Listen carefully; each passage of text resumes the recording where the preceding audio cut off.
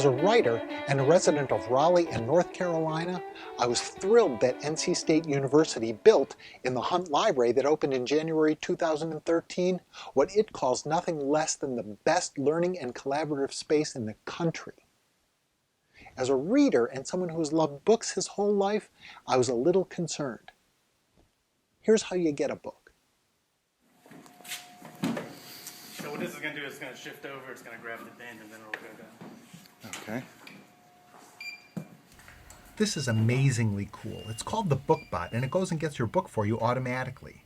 There are only a few working in the United States, and NC State is justifiably proud of it. I'll let you watch it do its stuff while I talk because it's undeniably cool. It uses barcodes to organize 2 million books, storing them in 18,000 bins by size rather than subject. Once you think about it, that makes perfect sense. This style of storage uses every possible cubic inch of space, unlike a shelf that not only has to store different sizes of books next to each other, but leaves space for you and me to walk among them.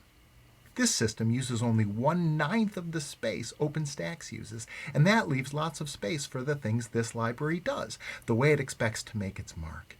It has a huge supercomputer in the basement, connected by 10 gig backbone to the ubiquitous touchscreens, cameras, and microphones in the building's 100+ study rooms. People will be able to check out storage in that computer the way they check out books now.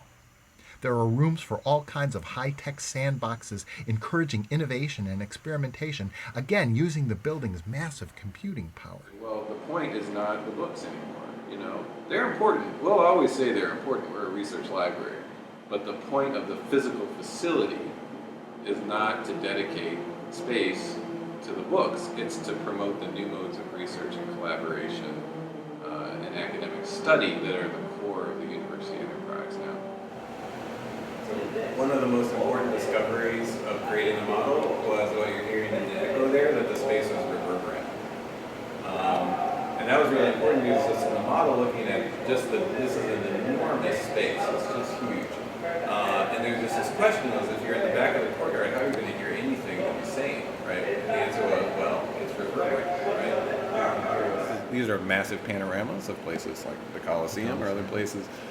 We can actually through sound processing change the shape of this room, so we can lift it up and make it sound more like a dome, or like a closed-in room, or more like an outdoor space with the reverberance of, say, the Coliseum. The whole building is designed to enable cooperative work. Not just group study rooms, but even the stairways and common areas are set up to support the serendipity of chance meetings and interactions. York, one of the library's designers, says the building is designed to work with you while you do your research. That is, the building isn't so much a library as an app. It provides you tools that help you do what you need to do: storage and data and computing power and space and audiovisual tools and books. Oh yeah, books. The building will have 40,000 books or so in OpenStax, commonly used or brand new ones. But most will be hanging around in those subdivided bins that the BookBot uses. Like all book types, I fear for what is lost in that, well, let's let the library's own video explain. Some users might worry that they'll lose the magical serendipity they get today when they browse through actual shelves in the library. If you're like me, you hear a touch of scorn in that phrase, magical serendipity. I have elsewhere said that I would slap anybody who thinks virtual browse, this, equals this. At the very least, browse functions ought to show spines and more books at once. Still, it's worth remembering these aren't liberal arts books. They're engineering and computer science books.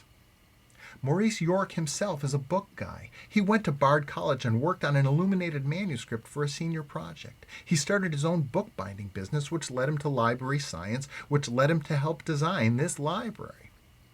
When designing the library, York and his peers considered their goal to make a library relevant to engineers and computer scientists, people who checked out of libraries 10 or 15 years ago. How the new library works? That we'll all find out as the students and its designers do.